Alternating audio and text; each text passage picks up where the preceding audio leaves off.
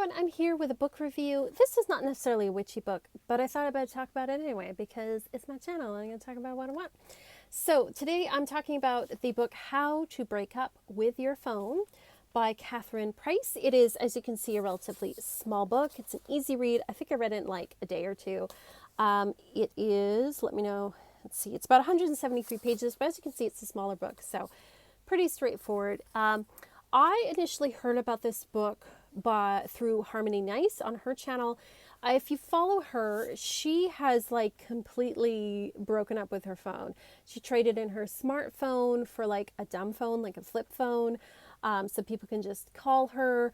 I don't think she's posting anymore on Instagram necessarily. She's still making some YouTube videos, but she's kind of off of social media because she really felt like she needed to kind of come back to herself. So I heard about it initially from her, and then somebody else was talking about it, and I thought, well, that sounds kind of interesting because I was feeling a bit overwhelmed by social media right now. And I think there's just like a lot of negativity. And I think especially since I've gotten on TikTok, I feel it a lot more. And, you know, there's a lot of really good people on TikTok and Instagram and like all these platforms.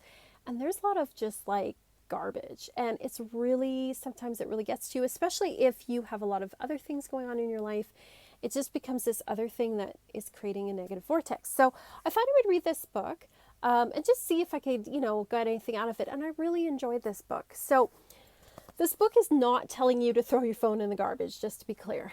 But what it is asking you to do is to, is to reassess your relationship with social media and your relationship with your phone.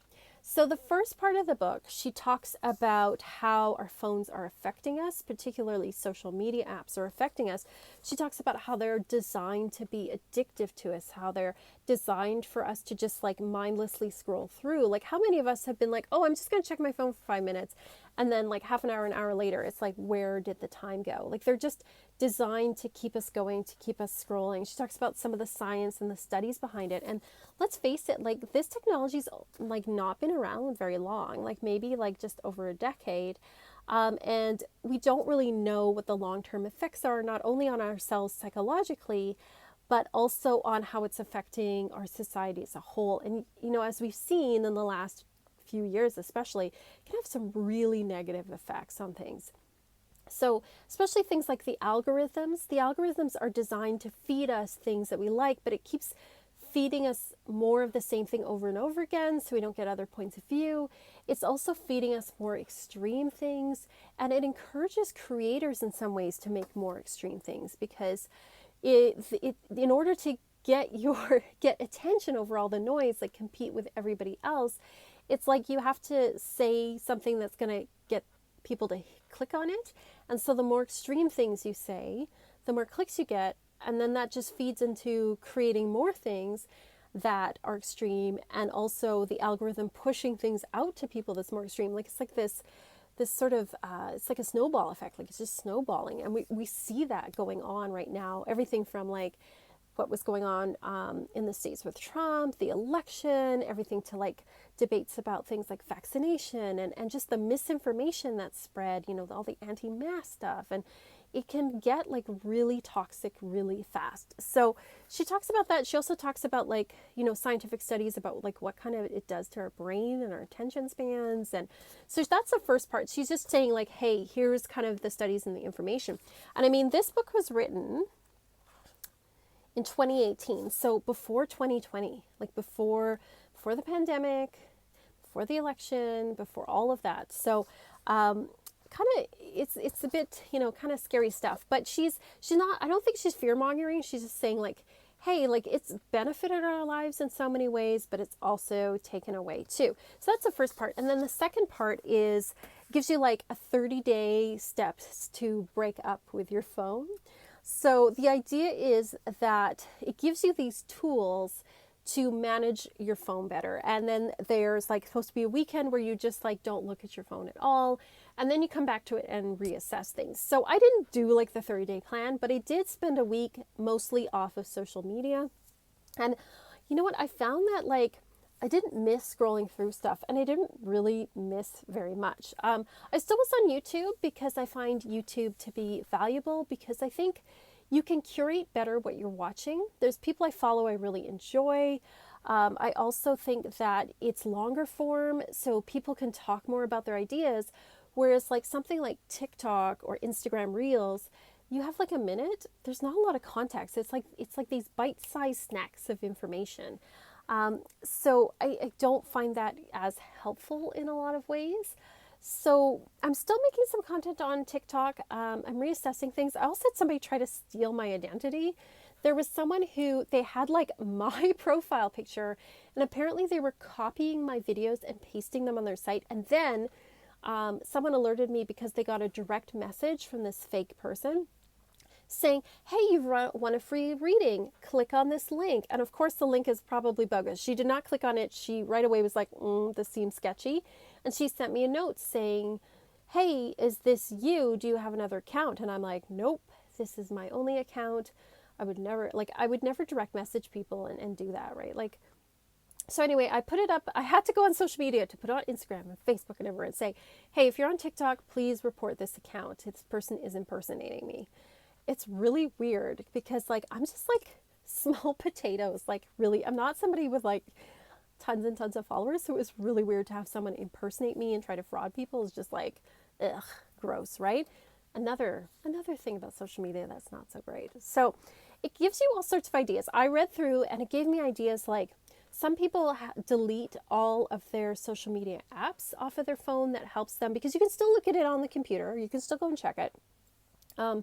I've put them into folders, and I find that's not as tempting because instead of having all of them spread out on my phone, I have like a folder that says social media, photo for like making videos, a photo for like news, or like a folder for news. And so it's not as tempting because they're all hidden away. And a big thing that helped me was turning off notifications because I would get in this habit of just looking at my phone when notifications popped up, like, and be like, oh, so and so like this, or so and so, commented this. Well, do I really have to look at that like every single second? No, like that is a big time suck.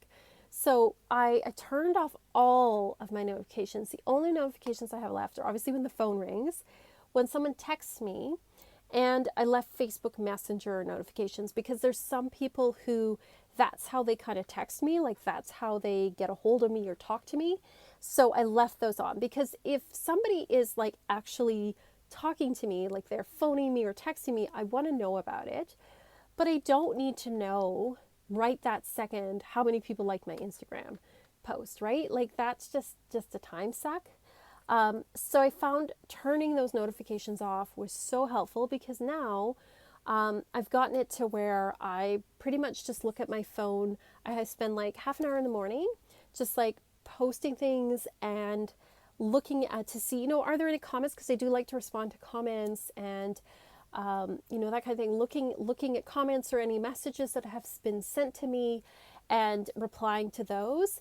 And then I'm kind of like done. I do watch YouTube. I love YouTube. I watch YouTube. Like I said, I feel like that's a little bit different. I mean, I know, yes, it's social media, but I feel like it's longer form. It's a little bit different.